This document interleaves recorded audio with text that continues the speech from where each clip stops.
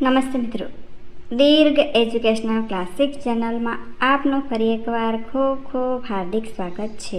મિત્રો, આજે આપણે શ્રી ઝવેરચંદ મેઘાણીની સરસ મજાની વાર્તા જોઈશું. તો ચાલો મિત્રો, વિડીયો શરૂ કરીએ. પાપી.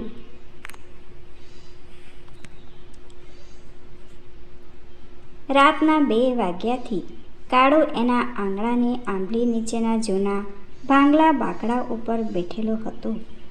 બેઉ ઘોટણ વચ્ચે માથું દબાવીને એ અંધારામાં તાકી જોતો હતો કે પોતાના ઘરનું કમાન્ડ ક્યારે ઉઘડે. આટલા સરવા કાન એણે આ જ જીવતરમાં પહેલી જ વાર માંડ્યા હતા. ઘરની અંદર શોર સંચાર થાય છે, કષ્ટની ચીસો કેટલી વાર પડે છે. એ અહંકારો 15મી વારનો હતો કે 14મો, એ બધું એના કાન તલ્લીન બનીને વીણતા હતા. તરૈયાઓ દરિયાને તળે જઈ બીજી તમામ વાતો પ્રતિ આંધળા બની સાચા મોતે વીણે છે, તેવી રીતે 4:30 વાગે ઘરમાંથી ગંભીર સુખનો શબ્દ સંભળાયો કે વાહ, શાબાશ બેટી, 5 ભજ્યા અને કમાન્ડ બહુ ધીરેથી જ્યારે કે કચુડાટ કર્યા વગર ઉઘડ્યું. અંદરથી હાથમાં બેગ લઈને ડાક્ટર દાદા બહાર નીકળ્યા. કાળુ સફાળો ખડો થઈને સામો દોડ્યો. એને પોતાના તકદીરનો ફેસલો સાંભળવો હતો. ઘસી આવતા જોદાર કાળુને ખભે હળવો પણ મક્કમ હાથ મૂકીને નસરવાનજી દાદા ઘેરાનાદે બોલ્યા, કાળુ બેટા, જો તારી વહુને બહુ થાક લાગ્યો છે, કેટલાક કલાકની મહેનત કર્યા પછી એને માંડ નીંદ આવી છે, તો ઉતાવળી કરીશ ના. હો ગાંડિયા, નર્સ અંદર છે, તે તને બોલાવે છે, ત્યારે જ ઘરની અંદર દાખલ થજે, નહીતર આ બુడ్డના હાથના 5 ગળદા તારી પીઠના હાડકાનો ચૂરો કરી નાખશે. હાકે. કાળુના માથા પર હાથ ફેરીને ડાક્ટર દાદા 5:15 ગયા. મોટાના સોફરને કહ્યું કે બિલકુલ હોર્ન ના મારતો. હાકે. અને ખૂબ સાયલેન્ટલી ગાડી બહાર કાઢી લઈ. ગાડી દૂર ન થઈ ત્યાં સુધી બારણું પણ દાદાએ બીડિયા વિનાનું જ રાખ્યું. આંબલી પરના નાના મોટા તમામ પક્ષીઓ જરીકે ચોક્યા વગર ચંપેલા રહ્યા. દાદા હજુ જાણે એની સફેદ ડાળીમાં હાથ પરોવતા સામે જ ઊભા હોય તેવી અદબ રાખીને કાળુ પાછો બાકડા પર 2 ઘોટણ વચ્ચે મોં દાટીને બેસી રહ્યો. રેલગાડીમાં વીજળી બત્તીનું ખાનું સાચવતો કાળુ દર એકંદરે આટલી રાતો થયા મુસાફરીઓ ખેંચતો હતો, પણ અત્યારે એણે આકાશનો એક ચળકતો તારો જેવો એકીટસે જોયો તેવી રીતે કદી નહોતો જોયો. પોતાની સ્ત્રી સુખે જંપીને સૂતી છે એટલું જાણ્યા પછી પરોઢના સુવાળા પવનની ઠંડકનું એને ભાન આવ્યું. પરસેવે રેબઝેબ થઈ ગયેલું પહેરણ શરીર પર ચોંટી ગયું છે તેની એને હજુ હવે જ ખબર પડી. સવિતા થાકીને સૂતી છે એને નિરાંત વળી, પણ હજુ એને પૂરી ખબર નહોતી પડી. ઘણા છોકરા જેમ નાનપણથી જેમ વધુ પડતું સમજી જાય છે, તેમ ઘણા જુવાનો મોટી ઉંમરે પણ એવી જાડી બુદ્ધિના બોદા રહી જાય છે કે એની સંસારી શાન જલ્દી વાત પકડતી નથી. કાળુ એવો એક ભોદો બ્રાહ્મણ પુત્ર હતો. અરે, એને બ્રાહ્મણનું ફરજંદ કોણ કહે? એની જાતિ જોડની હતી. જોડની માફક ઊંધું માથું ગાળીને ઉદ્ધમ કરવાનું જ એ સમજતો. એકલ મિજાજનો કાળુ વ્યવહાર વિદ્યા શીખવાની દુનિયાએ શાળામાં ભમ્યો જ નહોતો. કાળુ, તારે ઘેર દીકરો અવતરેલ છે, દાદાએ કહ્યું ને. અંદરથી આવીને દાઈએ ખબર દીધા ત્યારે પ્રભાતનો પવન કાળુના નયનોમાં એક ઝોલું ભરી રહ્યું હતું. કાળુએ જાણે કે સ્વપ્નમાં સાંભળ્યું. દાઈને એને નિહાળીને જોઈ ત્યારે ખાતરી થઈ કે આ સ્વપ્ન નથી, સત્ય છે. સવિતાએ મને દીકરાની ભેટ દીધી. એણે મને જીવતું માનવી અર્પણ કર્યું. આ રોજની સાદી વાતમાં પણ કાળુ જેવા ભોદા જુવાન કો મહા તપસ્યાનું ફળ, કો દેવનું વરદાન દીઠું. સવિતા એને પરમેશ્વરી સી લાગી. પત્નીએ હૃદયના કયા ગુપ્ત આવાસમાં આ બાળને સંગ્રહી રાખ્યું હતું. દાઈએ કહ્યું, અંદર આવ, જોવો છે ને બચ્ચાને? સવિતા જાગી છે.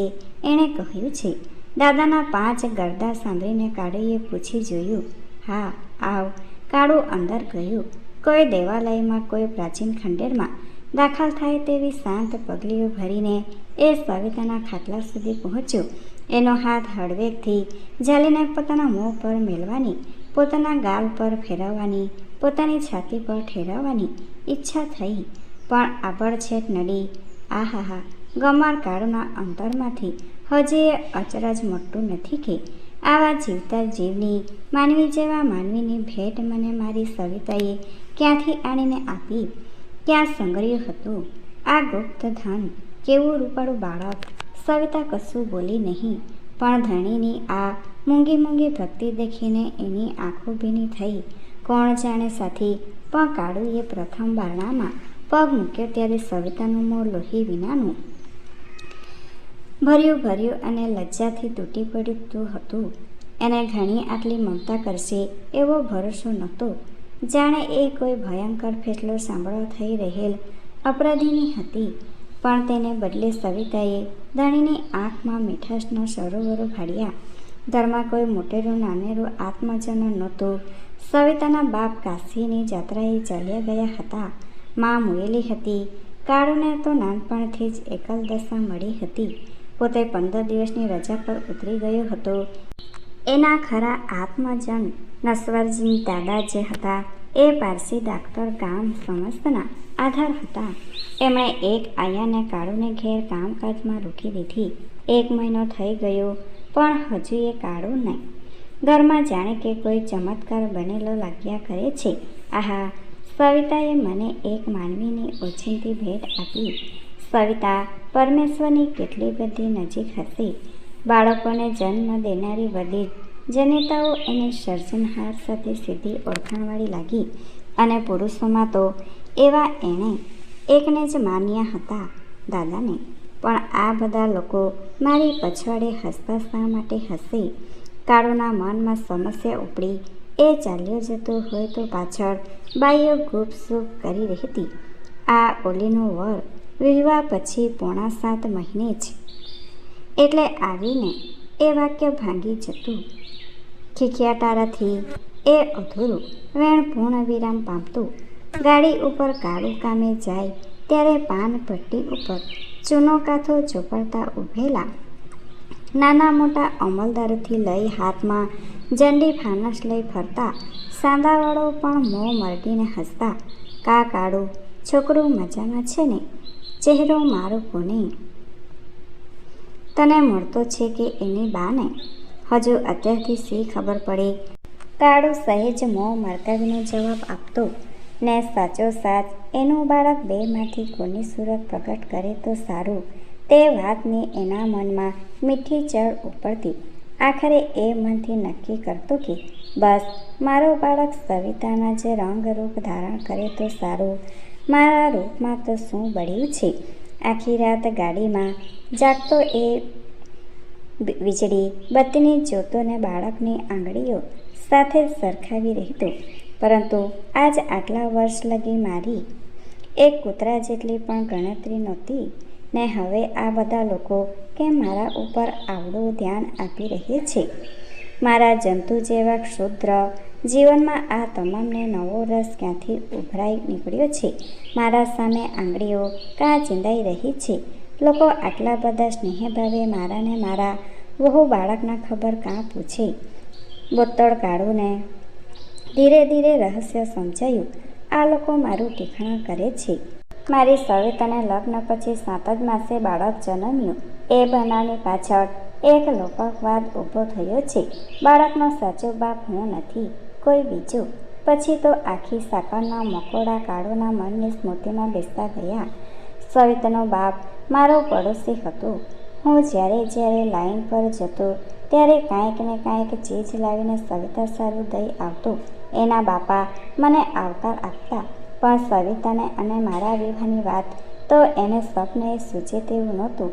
ક્યાં એ શુદ્ર કલીન બ્રાહ્મણ ને ક્યાં હું કોળહીણો લધર વધર ઉતરેલ ધાન સમાન નામનો જ માત્ર જનોયધારી. હું સવિતાને ભવિષ્યની અર્ધાંગના ભાવે જોઈને જ બધી ભેટો લાવું છું એવું લાગે તો એ બ્રાહ્મણ મને કૂદતાને હવાલે જ ઘરનું બહાર છોડાવે તેવો હતો.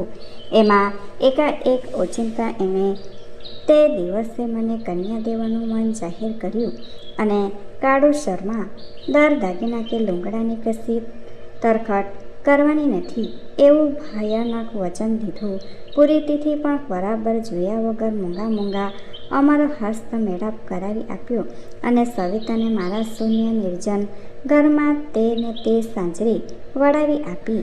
પોતે એકદમ વૈરાગ્ય ઉભરાયો હોય તેમ જાત્રાએ નીકળી પડ્યા. જતી વેળા ન એની પુત્રી પ્રત્યે કે મારી પ્રત્યે કોઈ મમતાની લાગણી પણ બતાવી. જાણે કોઈ ચૂડેલની ચૂડમાંથી છૂટવા માંગતા હોય તેમ નાસી ગયા. એ બધું શા માટે એમ બન્યું? કાળુઈને એ કોયડાનો ઉકેલ હવે જડ્યો. સવિતાના ઉદરમાં પાપ હતું. એના બાપે મને બળતું ઘર કૃષ્ણાર્પણ કર્યું હતું. કન્યાદાન નહીં પણ દર્પાદાન દીધું હતું. બીજી વાતો પણ સાંભળી આવી. વેવિસર થયું તેના આગલા દિવસોમાં સવિતા મોં સંતાડીને જ ઘરમાં પેસી રહેતી. શક પણ થયું તે પછી પણ એની આંખોમાં આનંદ નહોતો. જાણે કોઈ અકળ મનોવેદના એને અંદરથી બક્ષી રહી હતી. લગ્નમાં પણ એણે જાણે લાગતું ઓળખતું નહોતું. હસ્ત મેળાપમાં પણ એના હાથ સૌના હાથ જેવા ટાડાબોળ હતા. એ ઘેર આવી ત્યારે રાતે સુવાના ઓરડામાં પગ મૂકતા પહેલાં એને જાણે કે ભાગી છૂટવું હોય તેવા એના હાવભાવ હતા. અંદર આવ્યા પછી જ્યારે શરમાળ કાળુએ પહેલી વહેલી બુજાઓ પહોળી કરીને એ જીવન સખીને જકડી લીધી હતી. જાણે તને હું હૈયાની સાથે મરણાનાથ સુધી જડી લઉં છું એવો પ્રગાઢ ભાવ ઠાલવ્યો હતો. ત્યારે પણ સવિતાનું કાળજું એણે કોઈ વિંધાયેલી મૃગલીના સમૂહ થડકતું સાંભળ્યું હતું. અંગરમાં જાણે એ કશુંક ટેકણ શોધતી હતી. એ ફફડાટ એના ઉદરમાં પડેલા મહાપાપનો જ હતો ખરું. તે પછીના 7 મહિના દંપતી સુખના અખંડ સરિતા જેવો એ સમય વહેતો જતો હતો. કાળુ દરેક મુસાફરીથી જ્યારે ઘેર આવે ત્યારે એને કાંઈક ને કાંઈ નવીનતા ઘરમાં જોવાની જ હોય. એની થાળીમાં વારે વારે ભિન્ન ભિન્ન મીઠી વાની પીરસાતી. તેથી કાળો બોલી ઉઠો કે આ સો ગજબ માંડ્યો છે. ગરીબનું ઘર તારે શું ફના કરી દેવું છે? સવિતા એ તો પડોશીને ત્યાંથી આવ્યું છે, આમ છે તેમ છે વગેરે ઉડાવ જવાબ દીધા પછી સવિતા મોડો ફોડ પાડતી કે એ તો મેં ટાડી વધેલી રોટલીના બટકાને જરા ઘીમાં વઘારી કટકોક ગોળ અને 2 એળચી દાણા વાટી ભભરાવેલ છે. બીજું કશું જ એમાં નથી. ઉનાળે સવિતા વારંવાર શ્રીખંડ પીરસતી ને કાળુને ટકાવતી કે ગામમાંથી વેચાતું મંગાવ્યું. પછી મોડો ખુલાસો મળતો કે રાતે મારા વાળું માટે રખાયેલું દૂધ હું મેળવી દઉં. સરખું મેળવળ પાડવાથી ઢેફા જેવું જામી જાય. સવારે કપડામાં બાંધીને લટકાવી દઉં. પછી ઝેરણીથી ઝેરી નાખું. જરીક હોય તેમાં દૂધ ભેળવીને થોડું જાયફળ ભભરાવું. એ આ શ્રીખંડ છે. હું આ ખર્ચ નથી કરતી. બેઓમાં ખાવો તમ તમારે. કોઈ વાર સાંજે એ આવે ત્યારે ખાટલો બાકડો અને ફાનસ મૂકવાની ઘોડી સફેદ બત્તી રાંગેલા નવા નોકર સરખીને કહી આ શું ફનાગીરી માંડી છે? આપણે સાહેબ લોક કેદુના થઈ ગયા. એનું મોં દાબી દઈને સવિતા સમજાવે કે સાંભળો તો ખરા, 2 પૈસાનું સફેદો અને પૈસાનું બેલ તેલ મંગાઈને મેં જ રંગ્યા છે. આ તે પોતે જ કાળું ચકિત થયું. હા પણ તમે કહો છો ભલા અડધા પૈસાનો પીરોજી રંગ મંગાવીને આને માથે એક આછી દોરી કાઢી હોત તો કેવું સરસ લાગત. હાઈકોર્ટની ફૂલ બેન્ચના જજોને પણ ઝાંકા પાડે તેવું ભારેખમ મોડું કરીને કાળું જોઈ રહેતો ને પછી ડોકો ધૂણાવીને કહેતો કે ના રે તો સફેદ રંગની ખૂબી મારી જાય. એ રીતે કાળુના ફાટેલ ધોતિયામાંથી આછા જડેલા ટુકડા રંગત સાદલાના ટુકડાની કિનાર ભરેલ પડતાઓ બનીને ઘરની બારી આડા લટકતા થયા. જૂના ઉતરેલા પહેરણોની ચાળમાંથી ટુકડા કાઢી તેની કોર ઓટી 6-12 નેપકિન સવિતા સંઘરી રાખતી અને કોઈ મહેમાન જમવા આવે ત્યારે દરેક થાળીની બાજુમાં એક મૂકતી. આમ સવિતાએ કાળુના શૂન્ય દોર ખોદિયા નિવાસને સાચી કવિતા વડે સજાવ્યું હતું. એ 7 મહિના તો 7 દિવસની પેઠે વહી ગયા હતા ને છતાં યાદ કરતો ગયો કે છેલ્લા 1 માસથી સવિતાની જૂની અકળામણ સજીવન થઈ હતી. એ જાણે ક્યાંક નાસી છૂટવાના મનસૂબા કરતી હતી. વિના કારણે રો રો કરતી હતી. આ બધા ફૂલ ઢગલાની નીચે પેલો પાપનો સર્પ બેઠો હતો ખરું. કાળુને કલેજે ઝેર ચડવા લાગ્યું. લોકમુખના બોલની બદબો એનાથી સહી જાતી નહોતી. ઘડીક થતું કે આ ગંદુ બોલનારની ગરદનો મારા 5 પહોળા આંગળામાં પીસી નાખું. ઘડીક સવિતા પર કાળ ચડતું. ઘડીક પોતાની જિંદગી ખતમ કરવાનું મન થતું. નાસી જાઉં, અહીંથી ક્યાંક દૂર દૂર નીકળી જાઉં, આ 7 મહિનાના સંસારને છેક ભૂસી નાખું, એવા વિચાર ઉપડ્યા. સવિતા અને બાળક સાંભળી આવ્યા. તેને જાણે આંખોની સામેથી ખેંચવી નાખતો હોય એવી રીતે એ વારંવાર હાથ પસરવા લાગ્યો. આજે 1.25 મહિને નાહીને સવિતા ઉઠી છે, કાંઈક બહાર ગઈ છે. પોતાને ઓફ ડ્યુટીનો દિવસ છે. છેલ્લો નિકાલ લાવ્યા વિના એ રાત પણ કાઢવી કઠણ છે. કાળુને એક વાત સૂચી. દાદાને ખોળે દિલ ઠાલવીને એકવાર રસ્તો સમજી લઉં, પછી મન નહીં માને તો એ જ ઠેઠ દુનિયાની બહાર ભૂસકો મારીશ. લોકોનું બોલ્યું હવે મારાથી સહી જતું નથી. નસવારજીન દાદા દવાખાના કમ્પાઉન્ડમાં કાળુ જ્યારે પહોંચ્યું ત્યારે અંધારું થઈ ગયું હતું. 25 સુવાવડિયાના ખાટલા સમાય તેવી નાનકડી દરિદ્રા નારાયણ ઇસ્પિતળ શાંતિમાં પડી હતી. બાળકોના રુદન સ્વરો એ આખા ધામને સજીવન બનાવતા હતા. કોઈ ભાડુતી ઘોડાગાડી આવીને ઊભી રહેતી અને અબોલ દાઈઓ શ્વેત છાયાઓ જેવી તરવરતી હતી. આત્માને દુરાત્માએ પણ નમવાનું મન થાય એવું એ વાતાવરણ હતું. જાણે કોઈ અકળ અગમન ધૂપ ફૂટતો હતો. દવાખાના નજીકમાં જ નિરાળો બેટા ઘાટનો દાદાનો બંગલો હતો. મોખરે ફૂલ ઝાડોની ઘટાદાર કુંજ હતી. કાળુના પગલાં થંભ્યા. કુંજની અંદર દાદા કોઈ બીજા એક માનવીની સાથે વાતો કરી રહેલા હતા. સૂર પરખાયો અને શબ્દો પણ પકડાયા. એ તો સવિતા જ હતી. બાળકને ખોળામાં ધરાવતી એ ભોય પર બેઠી હતી. દાદા જરી છેટે બાકડા પર બેઠા હતા. વાતના તાર બંધાઈ ગયા હતા. તેનાથી કાળુના કાને શબ્દો પડ્યા. શું કરું દાદાજી, હું તે દિવસે પાપમાં લપસી પડી. રાજપૂત પડોશીને ઘેર હું લગ્નના ગીત ગાવા કોણ જાણે ક્યાંથી જઈ ચડી, અને એ અમલદારના દીકરા કરુણભાનો હું ભોગ થઈ પડી.